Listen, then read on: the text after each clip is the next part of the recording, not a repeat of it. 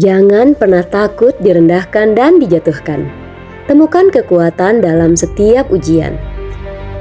Dalam perjalanan hidup, kita tidak lepas dari pengalaman pahit berupa direndahkan atau dijatuhkan oleh orang lain. Mungkin dalam bentuk kritik yang rendah, kemudian fitnah yang melukai, atau bahkan ketidakadilan yang membuat kita merasa tidak berdaya. Namun, pengalaman-pengalaman ini bukanlah akhir dari segalanya. Sungguh saat kita berada di posisi terendah, itu adalah momen untuk bangkit menemukan kekuatan sejati dan membuktikan bahwa kita lebih kuat dari situasi yang mencoba menjatuhkan kita. Allah Subhanahu wa Ta'ala mengingatkan kita dalam Al-Quran, "Dan janganlah kamu merasa lemah dan jangan pula kamu bersedih hati, sebab kamu orang-orang yang paling tinggi derajatnya jika kamu orang-orang yang beriman." Al-Quran Surat Al-Imran ayat 139. Ayat ini mengajarkan kita bahwa kerendahan hati dan kesabaran dalam menghadapi penghinaan atau kejatuhan adalah tanda kekuatan iman.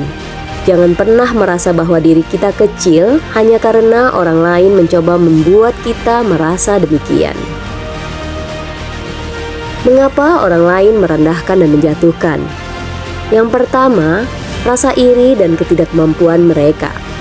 Orang yang suka merendahkan orang lain karena mereka merasa iri terhadap apa yang dimiliki atau dicapai oleh orang tersebut.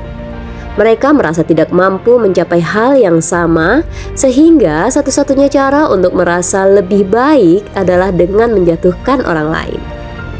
Yang kedua adalah proyeksi kekurangan diri. Dalam psikologi sosial, ada istilah projection process, di mana seseorang memproyeksikan diri atas kekurangan atau kelemahannya kepada orang lain. Orang yang merendahkan mungkin sebenarnya sedang berjuang dengan rasa tidak aman di dalam dirinya sendiri. Psikologi tentang hal ini diungkapkan oleh psikolog terkenal Carl Jung berkata, segala sesuatu yang kita lihat pada orang lain sebenarnya adalah refleksi dari apa yang ada di dalam diri kita. Yang ketiga, takut akan potensi diri. Terkadang orang lain merasa terancam oleh potensi dan kekuatan Anda. Mereka mencoba menjatuhkan Anda agar Anda tidak melangkah lebih jauh. Apa yang dapat kita lakukan untuk mengatasi hal-hal yang seperti itu? Yang pertama, tetaplah tenang dan bersabar.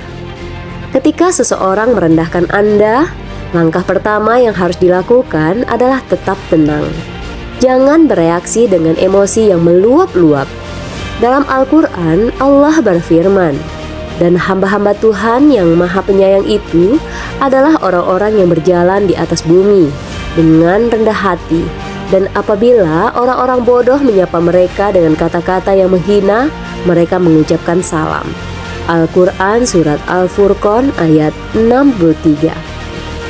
Sikap rendah hati adalah kekuatan sejati. Ketika Anda tidak membalas keburukan dengan keburukan, Anda menunjukkan bahwa Anda berada pada tingkat yang lebih tinggi. Yang kedua, gunakan penghinaan sebagai motivasi. Sebagai manusia, kita memiliki pilihan untuk menjadikan pengalaman buruk sebagai batu loncatan atau sebagai beban.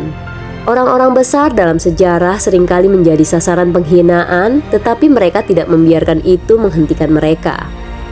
Albert Einstein pernah dianggap bodoh oleh gurunya di sekolah.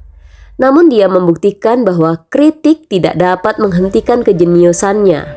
Bahkan ia berkata, "Saya tidak memiliki beban khusus. Saya hanya sangat penasaran." Sedangkan dalam Islam, Rasulullah Shallallahu Alaihi Wasallam sering dihina, dilempari batu dan dicemooh oleh kaumnya. Namun beliau bersabar dan terus berdakwah dengan kasih sayang, hingga akhirnya beliau menjadi pemimpin yang dihormati oleh dunia. Ketika Anda merespon hinaan dengan bekerja lebih keras dan membuktikan nilai diri Anda mengubah kelemahan menjadi kekuatan. Yang ketiga, bangkitlah lebih kuat. Dalam dunia sains, ada prinsip menarik yang disebut anti-fragility yang diperkenalkan oleh Nassim Nicholas Taleb. Anti-fragility adalah kemampuan sesuatu untuk menjadi lebih kuat ketika menghadapi tekanan atau kerusakan. Contohnya adalah otot manusia. Ketika dilatih dengan beban berat, otot akan menjadi lebih kuat. Prinsip ini berlaku di dalam hidup. Ketika Anda menghadapi hinaan atau kejatuhan, gunakan tekanan itu untuk memperkuat diri Anda. Yang keempat, renungkan nilai kehidupan. Rendahkan diri di hadapan Allah, bukan di hadapan manusia. Ketika Anda merasa dijatuhkan, lihatlah hal itu sebagai kesempatan untuk mendekatkan diri kepada Allah Subhanahu wa Ta'ala. Allah berjanji dalam Al-Quran, maka sesungguhnya bersama kesulitan ada kemudahan. Al-Quran Surat Al-Insyirah ayat 6. Setiap kejatuhan memiliki hikmah tersembunyi. Terkadang Allah membiarkan kita jatuh agar kita belajar untuk bergantung kepadanya dan menemukan jalan. Mari belajar dari berbagai tradisi dan filsafat. Yang pertama, filosofi Stoikisme. Filosofi Stoikisme mengajarkan bahwa kita tidak dapat mengontrol apa yang orang lain lakukan, tetapi kita dapat mengontrol bagaimana kita meresponnya. Seorang filsuf Stoik, Epictetus, berkata, "Apa yang mengganggu manusia bukanlah peristiwa itu sendiri, tetapi pandangan mereka terhadap peristiwa tersebut." Yang kedua, ajaran Buddha. Dalam ajaran Buddha, konsep detachment, melepaskan keterikatan, menjadi kunci untuk menemukan kedamaian. Ketika kita tidak terlalu terikat pada penghargaan atau penghinaan dari orang lain, kita menjadi lebih bebas untuk hidup dengan penuh bijaksana. Kisah inspiratif Thomas Edison. Thomas Edison, seorang penemu besar, pernah mengalami ribuan kegagalan sebelum akhirnya menemukan bola lampu. Ketika ditanya tentang kegagalannya, ia menjawab, "Saya tidak pernah gagal, saya hanya menemukan 10.000 cara yang tidak berhasil." Ketika orang lain meragukan Anda atau mencoba menjatuhkan Anda, ingatlah bahwa kegagalan atau penghinaan hanyalah langkah menuju kesuksesan yang lebih besar. Kesimpulan dari apa yang kita pelajari hari ini adalah jadilah kuat di tengah kerendahan. Hidup ini adalah ujian dan setiap penghinaan atau kejatuhan adalah bagian dari perjalanan itu. Jangan takut direndahkan atau dijatuhkan, karena setiap pengalaman tersebut adalah peluang untuk menemukan kekuatan yang sebenarnya di dalam diri Anda. Ketika orang lain mencoba menjatuhkan Anda, bersyukurlah karena itu berarti Anda sedang menentang status quo dan menciptakan perubahan. Ingatlah janji Allah di dalam Al-Quran dan katakanlah, "Bekerjalah kamu, maka Allah akan melihat pekerjaanmu." Begitu juga Rasulnya dan orang-orang mukmin. Al-Quran Surat At-Taubah ayat 105. Teruslah melangkah, gunakan hinaan sebagai bahan bakar untuk membuktikan kemampuan Anda.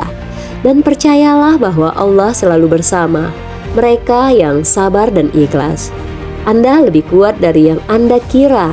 Dan dengan iman, kerja keras, serta ketangguhan hati, Anda akan naik ke puncak yang lebih tinggi di dalam kehidupan yang lebih tinggi lagi.